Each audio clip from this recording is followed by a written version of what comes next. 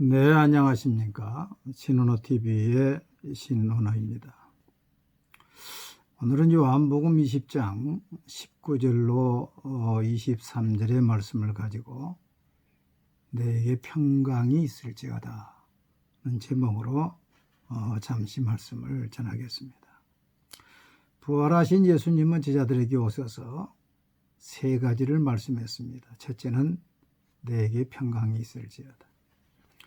둘째는 아버지께서 나를 보내신 것 같이 나도 너희를 보내노라. 세 번째는 성령을 받으라입니다.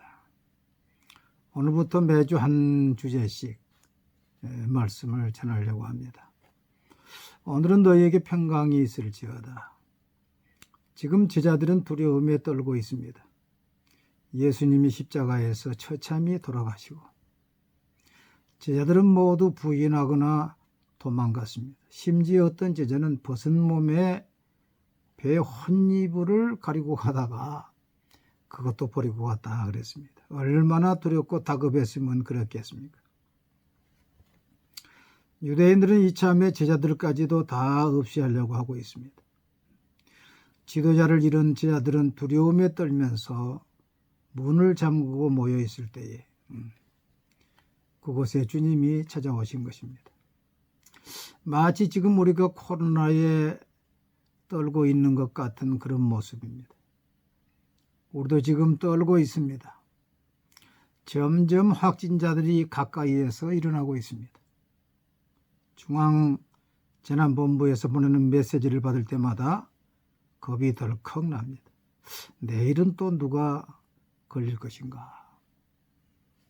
아마 제자들은 우리보다도 10배, 100배 두려움에 떨고 있었을 것입니다.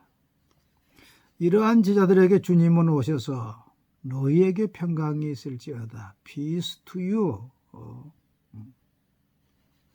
이들에게 가장 필요한 것은 평강입니다. 평강이란 히브리어로 샬롬, 헬라어로 에이레네인데 이는 평화, 평안, 조화, 어우러짐, 질서, 안녕 그런 뜻입니다. 예수님은 고난당하시기 전에 요한복음 14장 27절에서 이미 이 평안을 주셨습니다. 평안을 너희에게 끼치노니 곧 나의 평안을 너희에게 주노라. 내가 주는 것은 세상이 주는 것 같지 아니하니라. 너희는 마음에 근심하지도 말고 두려워하지도 말라. 우리 주님이 주시는 평강은 세상이 주는 것과 다르다고 했습니다. 빌립보 4장 7절을 보면은 모든 지각에 뛰어난 하나님의 평강이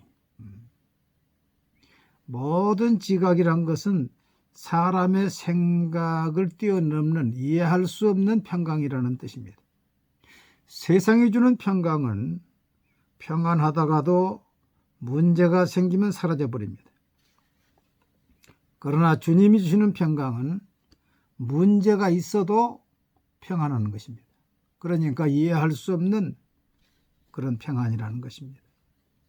이 평안이 진짜 평안이요 전천후 평강입니다. 사도행전 16장을 보면 바울과 실라가 옥중에서 찬송하고 기도했습니다.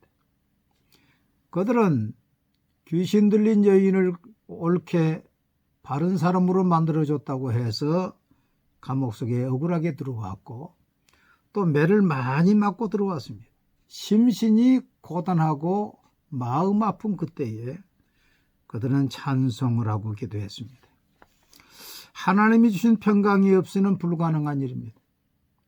사도행전 5장 40절 보면 그들이 옳게 여겨 사도들을 불러들여 채찍질하며 예수 이름으로 말하는 것을 금하고 놓으니 사도들은 그 이름을 위하여 능력받는 일에 합당한 자로 여기심을 기뻐하면서 공회 앞을 떠나니라.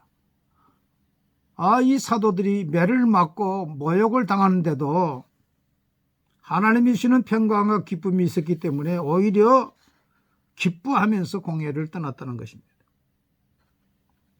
우리 주님은 제자들에게 다시 오셔서 3번 평강을 기원했습니다. 19절에 너에게 평강이 있을지, 21절에 너희에게 평강이 있을지, 또 26절에도 너희에게 평강이 있을지어다.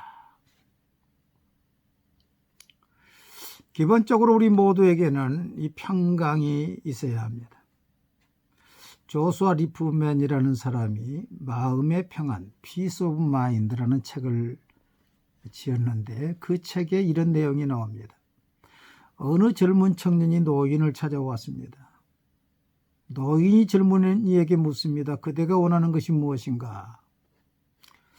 그러자 젊은이는 이렇게 말합니다. 첫째는 건강을 원합니다. 둘째는 재물을 원합니다. 셋째는 아름다운 미모를 원합니다.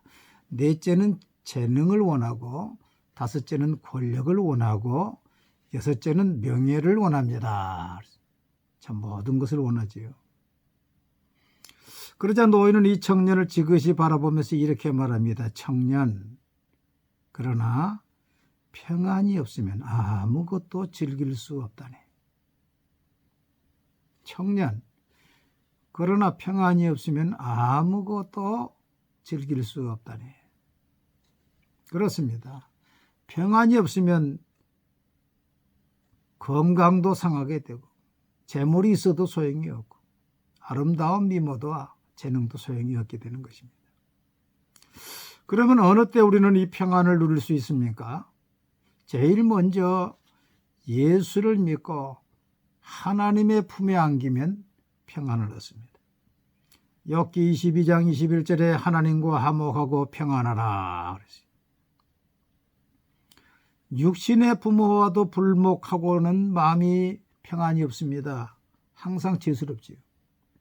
하나님 앞에 죄를 가지고 하나님의 원수된 상태에서 어떻게 우리가 양심의 가책을 느끼면서 평안을 얻을 수 있겠습니까? 그래서 이사야 57장 21절에 악인에게는 평안이 없다 하였느니라고 했습니다.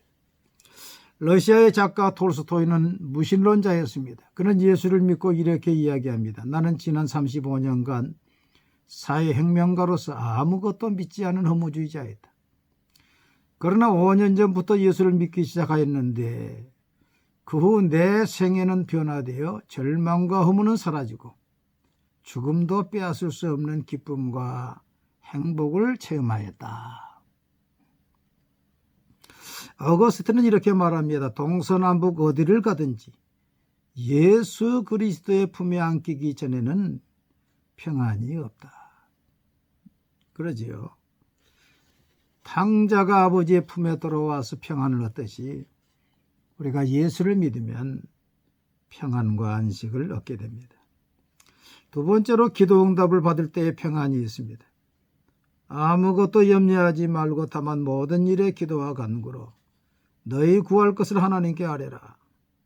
그러면 모든 지각에 뛰어난 하나님의 평강이 그리스도 예수 안에서 너희 마음과 생각을 지키시리라. 우리가 문제가 있을 때 하나님께 기도합니다. 그럼 하나님께서 들으셨다고 하는 사인으로 하나님의 평강 우리 마음속에 딱 주십니다. 그러면은 염려가 아직 해결되지 않았는데도 마음의 평안이 오고 우리는 응답받은 것으로 알고 하나님 감사합니다.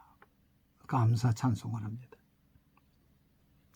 세 번째로 우리 믿음의 사람들이 평안을 기원할 때 평안이 임한다고 했습니다. 마태복음 10장 12절 13절을 보면 또 그 집에 들어가면서 평안하기를 빌라. 그 집 위에 평안을 합당하면 너희 빈 평안이 거기 임할 것이 만일 합당하지 아니하면 그 평안이 너희에게로 돌아오리라. 우리 예수님의 말씀입니다. 우리의 말에는 창조의 능력이 있습니다. 우리가 예수의 이름으로 축복할 때 그 축복이 그들에게 임한다는 것입니다. 민수기 14장 28절을 보면 그들에게 이르기를 여호와의 말씀에 내 삶을 두고 맹세하노라. 너희 말이 내 귀에 들린 대로 내가 너희에게 행하리니. 이사야 57장 19절을 보면 입술의 열매를 창조하는 여호와가 말하노라. 그래서 우리가 입으로 평안을 빌면 그 평안이 임하게 되고 축복을 하면 축복이 임하게 된다는 것입니다. 이거 얼마나 놀라운 역사입니까? 제가 몇 주 전에 대체의학에 대한 책을 한 권 읽었습니다. 거기 보니까 심신요법이라고 나옵니다. 이 심신요법은 이제 먼저 마음의 병을 치료해야 육신의 병이 낫는다. 그래가지고 이렇게 편안히 앉아서 숨을 끝까지 쉬고 끝까지 속에 있는 호흡을 다 뱉어내면서 다 나았다. 그러라는 것입니다. 지금 육신에 질병이 있어요. 근데 마음이 나아야 육신이 낫기 때문에 마음을 고치기 위해서 숨을 호흡을 다 내면서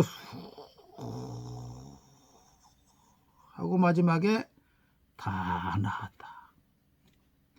하루에 식사 전후로 수십 번 이렇게 계속 하라는 것입니다. 그러면 마음의 병이 치료가 되고 마음이 긍정적인 마음으로 되고 다 나았다고 인식하게 되고 그러면 육신에 이제 달라진다는 것입니다. 나는 고치기 어렵다. 나는 얼마 있으면 죽게 될 것이다. 이렇게 돼가지고는 역사가 나타나지 않습니다. 잠언 18장 14절 말씀에 사람의 심령은 그 병을 능히 이기려니와 심령이 상하면 그것을 누가 일으키겠느냐. 우리 마음이 치료가 되면 육신이 치료가 된다는 것입니다.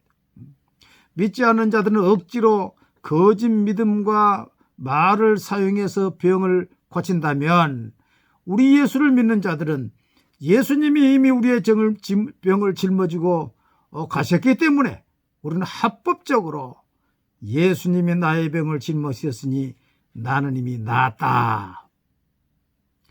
또 구하고 기도한 건 받은 줄로 믿어라. 그러면 너에게 그대로 되리라고 주님께서 말씀했으니 그대로 될 것을 믿고 믿음으로 바라보고 시인하고 나가는 것이지요. 한번 따라해 보십시오. 예수님의 이름으로 평안하기를 기원합니다. 나의 병은 이미 예수님이 짊어지셨으니 이제 다 나았습니다. 나의 당뇨병도 다 나았습니다. 나의 암도 다 나았습니다. 혈압도 다 나았습니다. 입으로 미리 시인해야 그 다음에 평안도 오고 건강도 오게 된다는 것입니다. 마지막 네 번째로 성령 충만하면 평강이 임합니다. 고린도서 3장 17절에 주는 영이시니 주의 영이 계신 곳에는 자유함이 있느니라. 이 자유함이 평안이지. 요한복음 7장 38절 39절에 나를 믿는 자는 성경의 이름과 같이 그 배에서 생수의 강이 흘러나리라 하시니 이는 그를 믿는 자들의 받을 성령을 가리켜 말씀하신 것이다. 우리의 배는 가장 깊은 곳을 가리키는데 우리 사람에게 가장 깊은 곳이 영입니다. 그 다음에 마음이고 그 다음에 육신이죠. 그 영에 하나님의 영으로 충만하면 하나님이 주시는 평강이 강물같이 내 속에서 흘러난다는 것입니다. 그래서 내게 강 같은 평화, 샘 같은 기쁨 넘치니 하지 않아요. 여러분 죄를 회개하고 보혈 찬송가, 성령에 대한 찬송가를 1시간 반만 불러보십시오. 찬송을 부르면 죄의 영이 임한다 그랬어요. 1시간만 불러보십시오. 하나님의 영으로 충만해서 아마 춤을 출 것입니다. 말씀을 맺습니다. 예수님이 주시는 평안은 세상이 주는 것 같지 않다고 했습니다. 이 평안은 회개하여 예수를 믿을 때 얻게 되고 기도의 응답을 받을 때 얻게 되고 주의 이름으로 평강을 기원할 때 얻게 되고 성령으로 충만케 될 때에 얻게 되는 것입니다. 이 평안은 세상이 줄 수 없는 평안입니다. 오늘 또 우리 모든 성도님들이 그 심령이 하나님의 영으로 충만돼서 이 평강이 강같이 넘치기를 주의 이름으로 축원합니다. 감사합니다.